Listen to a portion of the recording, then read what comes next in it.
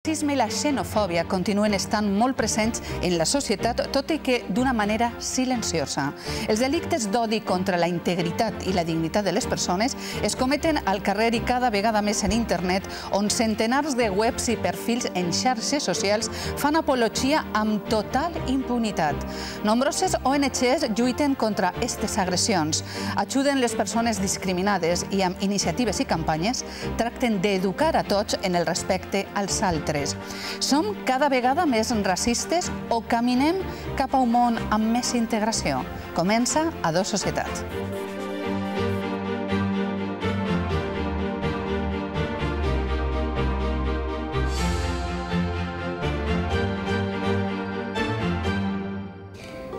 Article 1 de la Declaració Universal de Drets Humans. Tots els éssers humans naixen lliures i iguals en dignitat i drets. Tot i que aquesta sentència es va aprovar l'any 1948, la no discriminació per motius racials continua sent un ideal lluny d'aconseguir-se plenament.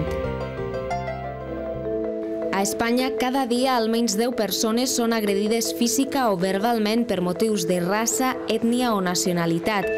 En total, al nostre país es produeixen vora 4.000 casos d'agressions racistes, segons les últimes xifres de la Xarxa Europea d'Informació sobre Racisme i Xenofòbia.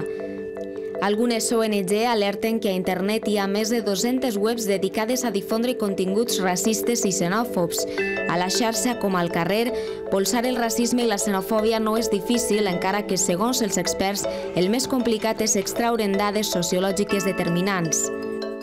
Algunes de les últimes que hi ha al respecte són de l'informe sobre l'evolució del racisme i la xenofòbia a Espanya, presentat l'any passat per l'Observatori Espanyol del Racisme. Segons aquest estudi, per al 79% dels espanyols, el nombre d'immigrants a Espanya és elevat o excessiu. El 40% expulsaria els aturats de llarga durada i el 30% relaciona immigració i delinqüència. Les ONG i diverses associacions en què treballen cada vegada més voluntaris contribueixen a conscienciar la societat des de la base en el respecte als altres sense importar l'origen o color de pell. Una tasca en què internet i les xarxes socials s'han convertit en ferramenta molt útil per a difondre el missatge en favor de la integració racial. Esta setmana en què es commemora el Dia Internacional de l'Eliminació de la Discriminació Racial proclamat per l'ONU, en A Dos Societat analitzem el nivell de racisme i xenofòbia al nostre país. Per què és tan difícil conèixer les dades exactes? Com es podrien saber? Hi ha cada vegada més o menys integració racial al carrer. Passe ja a presentar-los els convidats que ens ajudaran a posar en clar aquesta qüestió. Saludem en primer lloc Caroline Fipat, directora de Valencia Coge. Presidenta. Bienvenida, Caroline. Y también se acompaña Salva La Cruz, responsable de Incidencia Política y Participació del CEAR, el Centre Espanyol d'Ajuda al Refugiat. Benvingut al programa. Hola, ¿qué tal? Bueno, hemos hecho un planteamiento de vídeo que la primera pregunta es obligada. Empezamos por los dos. ¿Somos racistas los españoles, a vuestro entender?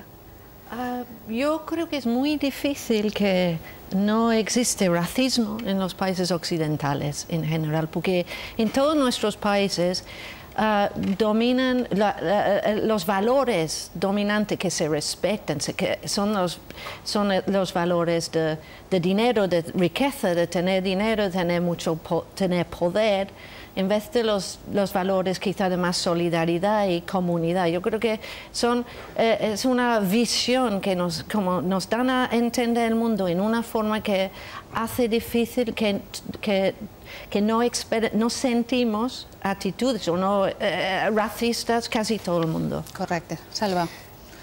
¿Para ti somos racistas? Pues como dice Caroline, este es un país en el que está ubicado en el contexto occidental, un país con un sistema capitalista que desarrolla una sociedad muy individualista, etcétera, y como probablemente cualquier otro, pues claro que tiene rasgos y actitudes racistas clarísimos. Yo creo que el Estado español es particularmente complicado en términos de racismo, por motivos quizá muchos de ellos históricos, ¿no? Tenemos el factor del pueblo gitano, el colectivo gitano, que está discriminado desde que llegó a este país hace muchísimos siglos ya, ¿no? Muchísimos años, y ahí queda eso. Y con cualquier otro colectivo víctima tradicionalmente de racismo, en este país pues tenemos una carga histórica muy fuerte. Todo el mito de la lucha contra el musulmán infiel, todo el pasado imperialista con América Latina, lo que significa la carga de superioridad frente al indígena latinoamericano, todo el esclavismo que hubo durante siglos en el Imperio Español y en otros imperios europeos, por supuesto, la expulsión de los judíos, etcétera, hacen que el imaginario colectivo, que el trasfondo histórico en este país sea especialmente fuerte. Y en una historia más reciente, pues cabe recordar que aquí hemos vivido una dictadura fascista que duró 40 años, incluida la guerra civil, y que luego ha seguido teniendo su recorrido, ¿no? Entonces, pues los grupos de ultraderecha también están presentes en este problema. Pero si tuviéramos que hacer una comparativa de España con el resto de países europeos, ¿somos más, somos menos, estamos igual?